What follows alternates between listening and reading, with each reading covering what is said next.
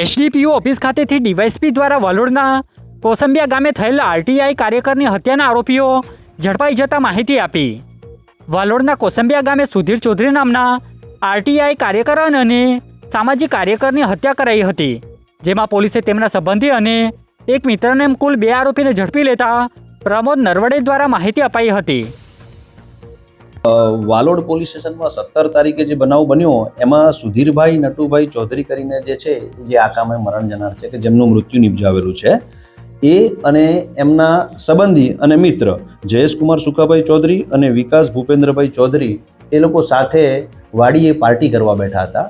અને એ પાર્ટી દરમિયાન આ જે વિકાસ ભૂપેન્દ્રભાઈ ચૌધરી છે એની જમીન વેચવા બાબતની ચર્ચા થતાં આ કામે જે મરણ જનાર છે સુધીરભાઈ નટુભાઈ ચૌધરી એણે એને જમીન વેચવા દેવાની ના પાડી અને જેથી નારાજ થઈ આ વિકાસભાઈ ત્યાંથી જતા રહેલા.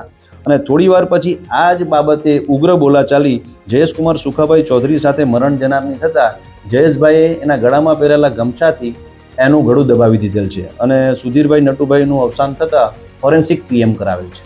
મરનાર જે છે તે આરટીઆઈ એક્ટિવિસ્ટ અને સામાજિક કાર્યકર હતા, એ બાબતે કોઈ આરોપીઓ છે એમની સાથે સંકળાયેલી છે?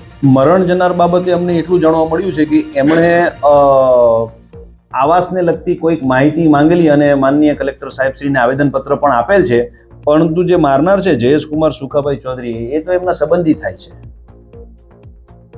એમની સાથે કોઈ એ બાબતે કનેક્શન નથી? એવું કોઈ કનેક્શન નથી કે એમનું વ્યક્તિગત કનેક્શન હોય.